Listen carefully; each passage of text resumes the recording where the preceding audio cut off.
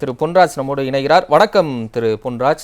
முதலமைச்சர் ரொம்ப காட்டமா பேசியிருக்கிறார். ஆணவம், வழிப்பறி, ஆன்மீகத்தை வைத்து பிளவுவாதம், இன்னும் நிறைய காட்டமான வார்த்தைகளையும் அவர் பயன்படுத்தி இருக்கிறார். இது பயன்படுத்த வேண்டிய தேவை அவசியம் இருக்கா?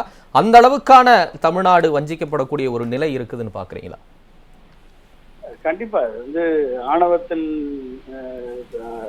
எச்சங்களை நம்ம பார்த்துக்கிட்டு தான் இருக்கோம். எந்த அளவுக்கு ஆணவமாக பேசுகிறார்கள், மேல இருந்து கீழே வரைக்கும் எந்த அளவுக்கு அகங்காரமாக பேசுகிறார்கள், எந்த அளவுக்கு அதிகார மமதையோடு பேசுகிறார்கள், எந்த அளவுக்கு பொய்யை உண்மை போல பேசுகிறார்கள், எந்த அளவுக்கு இல்லாததை இட்டு கட்டி பேசுகிறார்கள் என்பதையெல்லாம் நம்ம ஒவ்வொரு கட்டத்திலும் நம்ம பார்த்துட்டு இருக்கோம். அது தமிழக மக்கள் மட்டுமல்ல, ஒட்டுமொத்த இந்தியாவுமே பார்த்தது.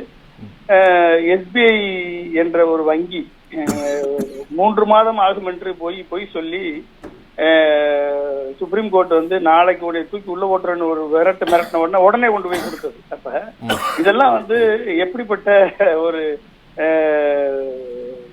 ஒரு ஆணவத்தின் உச்சத்தில் ஒவ்வொருத்தரும் நின்று கொண்டு ஆடுகிறார்கள் என்பது நமக்கு கண்ணு முன்னாலே தெரியுது.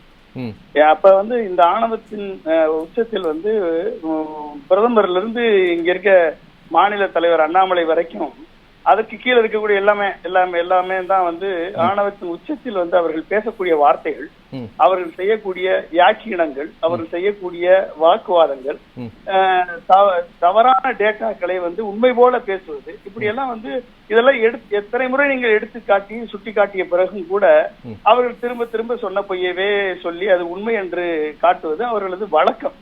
நீங்க ஆணவம்னு சொல்றீங்க. அவ்வளவு ஆணவம் இருக்கிறதுனாலதான் பிரதமர் மோடியில இருந்து எல்லா மத்திய அமைச்சர்கள்ல இருந்து அடிக்கடி தமிழகம் வர்றாங்களா? அது ஒரு தமிழகத்தின் மீதான தனித்த அன்பின் வெளிப்பாடுன்னு பார்க்க முடியாதா? இது அன்பா ஆணவமா? அன்புனா 4 மாவட்ட மக்கள் வெள்ளத்தில் தத்தளித்த போது ஓடி வந்திருந்தா அது அன்பு. தூத்துக்குடி, திருநெல்வேலி, கன்னியாகுமரி, தென்காசி மாவட்ட மக்கள் வெள்ளத்தில் தத்தளித்த போது வந்திருந்தால் அது அன்பு. அவர்கள் கேட்ட ஒரு வெள்ள நிவாரண தொகையை 1 கோடியாவது கொடுத்திருந்தா கூட அது அன்புன்னு சொல்லலாம். அன்றைக்கு வராதவர்கள் இன்றைக்கு ஓடி ஓடி வருகிறார்கள் என்று சொன்னால் இவர்கள் ஓட்டுக்காக வருகிறார்கள் என்பது ஒரு சின்ன பிள்ளை கூட தெரியுமே. இது என்ன பெரிய கம்பசூத்திரமா? அதை படிக்க வேண்டியது இருக்கு. ஒரு சின்ன பிள்ளை கூட தெரியும். இவர்களது அன்பு எந்த அளவுக்கு இருக்கிறது என்பது, தமிழக மக்கள் மீது இவர்கள் வைத்திருக்கக்கூடிய அன்பு எந்த அளவுக்கு இருக்கிறது என்பது, இவர்கள் நீட்டுக்கு எந்த அளவுக்கு ஆணவமாக பேசினார்கள், நீட்டு தரத்தை உயர்த்தும் என்று பேசினார்கள், நீட் பிஜிக்கு 0% அப்படின்னா நெகட்டிவ் மார்க் எடுத்தா கூட, அதாவது டாக்டர் MBBS முடிச்சு MD MS பண்றவங்களுக்கு 0% போதுமா, ஆனா MBBS படிக்கிறதுக்கு நீட்டு வேணுமா? அப்ப இவர்களது எந்த அளவுக்கு இவர்களது வேடங்கள், இவர்களது பின்புலங்கள் எல்லாமே வெட்ட வெளிச்சமாக பப்ளிக்கா பல்லடிச்சு சிரிக்குது. அப்ப எந்த அளவுக்கு இவர்கள் இவர்களது ஒவ்வொரு சொல்லும் செயலும் எந்த அளவுக்கு இது தவறான செயலாக இந்த கச்சத்தீவு விவகாரத்திலேயே இவர்கள் எந்த அளவுக்கு ஒண்ணுமே செய்யல. 10 வருஷமா தூங்கிட்டு இருந்து திடீர்னு நடுவுல ஒரு பக்கத்தை காணோம்னு சொல்லி பிரைம் மினிஸ்டர் சொல்றது ஃபேக்சுவலா கரெக்ட் தானே, தவறு இல்ல.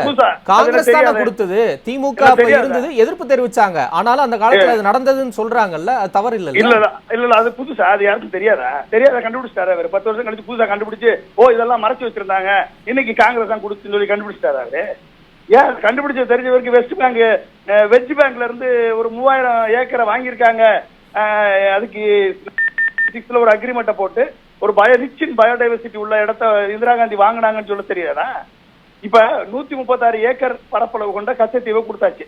அதுக்கு பதிலா வெஸ்ட் பேங்க்ல 3000 ஏக்கர் பரப்பளவு உள்ள ஒரு ரிச் இன் பயோடைவர்சிட்டி உள்ள இடத்த பிஷிங் ரைட்ஸ், ஸ்ரீலங்காவுக்கும் பிஷிங் ரைட்ஸ் இருக்கக்கூடிய இடத்த இந்திரா காந்தி அவர்கள் வாங்கினாங்களே. நீங்க 2500 ஸ்கொயர் கிலோமீட்டர் இடத்த கல்வான் பகுதியில 26 பிபிக்களை இழந்து 2500 ஸ்கொயர் கிலோமீட்டர் பகுதியை லடாக் பகுதியில இழந்திருக்கீங்க. அதை சொல்றது உங்களுக்கு தெரியல, அது மறந்து போச்சா? அடுத்து பங்களாதேஷுக்கு 10,000 ஏக்கரை கொண்டு கொடுத்திருக்கீங்க, அது மறந்து போச்சா? நேபாளுக்கு கொடுத்திருக்கீங்க, அது மறந்து போச்சா? பாகிஸ்தான் டைகர் ஹில்ஸ்ல அன்றைக்கு கார்கில் போர்ல வாஜ்பாய் வெற்றி பெற்றார். அந்த வெற்றி பெற்ற அந்த பகுதியை இன்னைக்கு இழந்துட்டு நிக்கிறீங்க, அது மறந்து போச்சா? இத்தனையும் இழந்து விட்டு நிக்கிறீங்களே, உங்களுக்கு அதெல்லாம் மறந்து போச்சா? இதெல்லாம் உங்களுக்கு டேட்டாவா தெரியாதா? அப்ப உங்களுக்கு எது தேவையோ, கச்சத்தீவு போன வட்டம் மீனவர்களை காப்போம் நீங்க, அதுக்கப்புறம் எத்தனை மீனவர்களை காத்துட்டீங்க, எத்தனை மீனவர்கள் படகுகளை நீங்க மீட்டெடுத்துட்டீங்க, ஆழ்கடல் மீன்பிடிப்பை பத்தி பேசுனீங்க, என்ன ஆழ்கடல் மீன்பிடிப்பு சாதிச்சிட்டீங்க? ஒரு பிஷிங் டிராலர்ஸ் உங்களால நிறுத்த முடிஞ்சதா? ஒரு பிஷிங் டிராலர் ராமேஸ்வரத்துல இதே நரேந்திர மோடி அன்றைக்கு ஆழ்கடல் மீன்பிடிக்கு 200 கோடி அலாட் பண்றேன்னாரு. எத்தனை பேர் ஆழ்கடல் மீன்பிடிப்புல இவர் வந்து 10 வருடத்துல ராமேஸ்வரம் மீனவர்கள், நம்ம கடற்கரையோர் இருக்கக்கூடிய மீனவர்கள் வாழ்வாதாரத்தை 3 மடங்கு ஆக்கியிருக்காரு. சொல்லுங்க பாப்போம். ஆழ்கடல் மீன்பிடிப்பு இனிமேல் அது நடக்காது நம்பலாம்ல. இப்ப அண்ணாமலை என்ன சொல்றாரு, 3 பேருக்கு மட்டுமே தெரிந்த உண்மை இன்னைக்கு ஒட்டுமொத்த தேசத்துக்கும் தெரிஞ்சிருச்சு கச்சத்தீவு விவகாரத்துல. இப்ப பிரதமர் மோடி வந்து உலகின் வலிமையான தலைவரா இருக்கிறார். இப்ப உக்ரைன் அதிபர் உங்களுக்கே தெரியும், ஜெலன்ஸ்கி அந்த போர் காலகட்டத்துல பிரதமர் மோடி தலையிடணும், அப்பதான் இது நிறுத்த முடியும். அங்க ரஷ்யா உக்ரைன் போர் நிற்கிறதுக்கே இந்தியா பிரதமர் முயற்சி மேற்கொண்டது காரணம் தான் இங்க இருக்கக்கூடிய மத்திய அமைச்சர்கள் பலரும் பேசுனாங்க. ஒரு வலிமையான தலைவரா அவர் இருக்கும்போது இனிமேல் அது நடக்காதுன்னு நீங்க ஒரு ஒரு அவநம்பிக்கையா நினைக்கிறீங்க. ஏன் அப்படி சொல்றீங்க? தம்பி தலைமை சிரிக்காம நீங்க வந்து கேள்வி கேட்கறது எனக்கு ஒரு மாதிரி இருக்கு. அதாவது ஏங்க என்னங்க இது ஒரு இதா இல்லையா? ஏங்க உக்ரைன் போர் நிறுத்தினது இந்த நரேந்திர மோடியாங்க?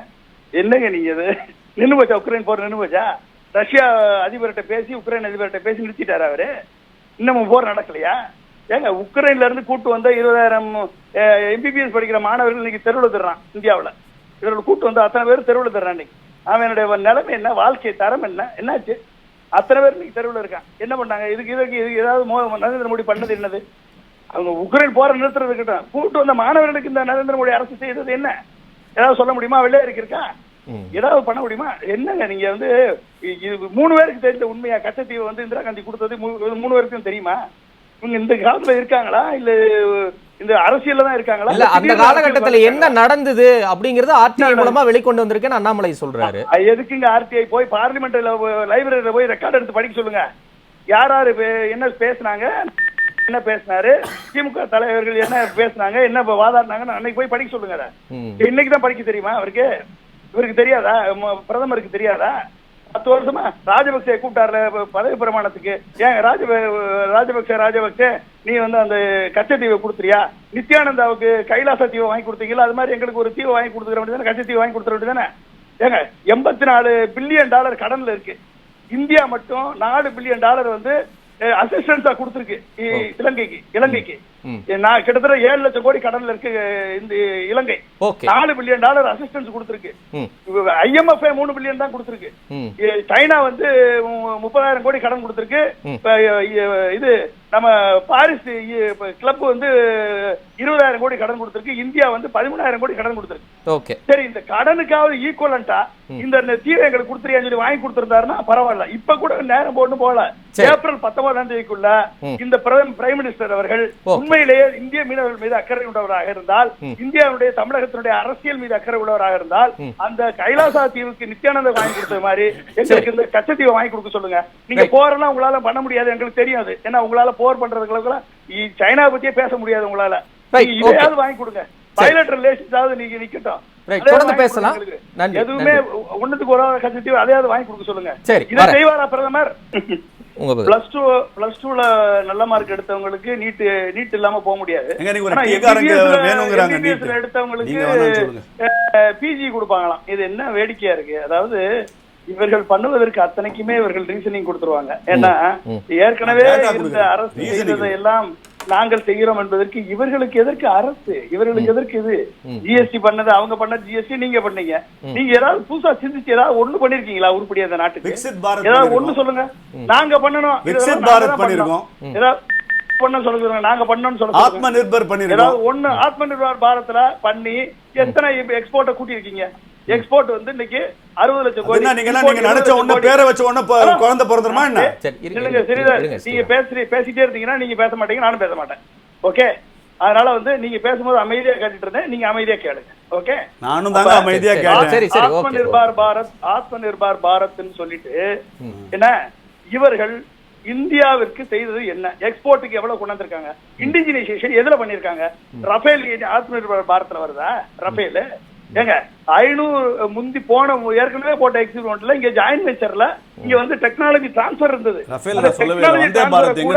டெக்னாலஜி டிரான்ஸ்ஃபரை கூட தூக்கி கொடுத்து வந்தே பாரத் எங்க இருந்து வெறும் இதை மட்டும் வாங்கிட்டு, இது வந்து மெஷினை மட்டும் வாங்கிட்டு, ரஃபேல் விமானத்தை மட்டும் வாங்கிட்டு 500 கோடி பெருமானம் உள்ள விமானத்தை 1500 கோடி கொடுத்து வாங்கிட்டு இவர்கள் பண்ணிய ஊழல், அந்த ஊழலுக்கு அந்த ஃபைலை கூட தீய வச்சு எரிச்சுட்டாங்க.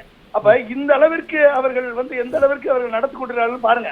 ஏன்னா இந்த இது வந்தே பாரத் ரயில் இப்பதான் அவர் சொல்றாரு, வந்தே பாரத் ரயில் இதுவரைக்கும் பண்ணது. இன்னைக்கு ரஷ்யாவோட எத்தனை ஆயிரம் கோடிக்கு அக்ரிமெண்ட் போட்டிருக்காங்க இவங்க வந்தே பாரத்துக்கு உற்பத்தி பண்றதுக்கு.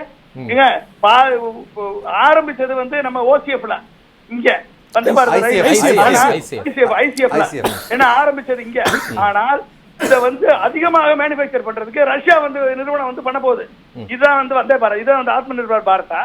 சரி, ஆத்ம நிர்பார் பாரத்னா என்ன? ஒரு self reliant in Indian economy கொண்டாடணும், செல்ஃப் ரிலையன்ஸ் கொண்டாடணும். அப்ப இந்தியாவிலேயே உற்பத்தி பண்ணணும்.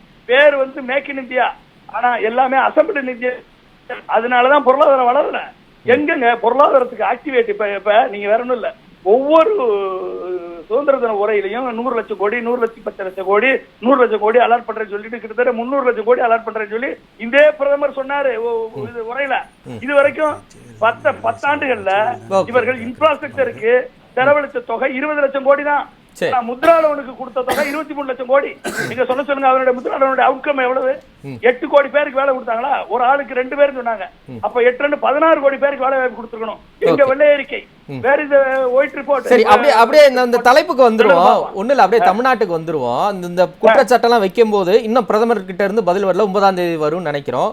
கடந்த 2 வாரத்துக்கு முன்னாடி இருந்து வரும்போது அவர் பேசினது, திமுக இனி இருக்காது, தமிழகத்தில் இருந்து திமுக முற்றாக அகற்றப்படும், இனி தேடினால் கூட திமுகவை காண முடியாது, அந்த அளவுக்கு தான் நிலை இருக்குன்னு பிரதமர் பேசுறாரு. அப்படிதான் இருக்குதா கள நிலவரம்? ஸ்டாலின் சொல்றது அதிகாரத்தின் ஆணவத்தின் வெளிப்பாடு, சர்வாதிகாரத்தின் வெளிப்பாடு.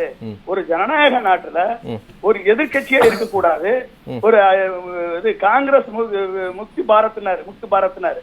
ஓகே, இன்றைக்கு காங்கிரஸை பார்த்து ராகுல் காந்தி பயந்து அவரை டிஸ்மிஸ் பண்ணிட்டு, பயந்து அவருடைய கணக்குகளை முடக்கி, வங்கிகளை முடக்கி, கேஜ்ரிவாலை பார்த்து பயந்து அவரை தூக்கி உள்ள போட்டு ஜெயில போட்டு, என்ன இவர்கள் பண்ணுவது என்னது? முக்தி பாரத். அப்ப எதிர்கட்சியே இருக்கக்கூடாது என்று நினைக்கக்கூடிய ஒரு பிரதமருடைய சர்வாதிகார மனப்பாங்கு எப்படி இருக்கு அப்படின்னா, இவர் வந்து ஏதோ குடியரசுன்றதை மறந்துட்டு, இது மக்களாட்சி என்பதை மறந்துவிட்டு, இது தானே முடியரசு என்று நினைத்துக் கொண்டு, ஒற்றையாட்சி என்று நினைத்துக் கொண்டு, இவர் ஏதோ கேள்வியே கேட்க முடியாத மன்னர் என்று நினைத்துக் கொண்டு ஒரு பிரதமர் இப்படி பேசுவது இவருடைய ஆணவத்தின், அலங்காரத்தின், அதிகார போதையின் வெளிப்பாடாகத்தான் இந்த பிரதமரது பேச்சு இருக்கிறது. இதற்கு தமிழக மக்கள் மட்டுமல்ல, ஒட்டுமொத்த இந்திய மக்களும் ஜூன் 4ஆம் தேதி தக்க பாடத்தை புகட்டுவார்கள். அது மட்டும் உறுதி.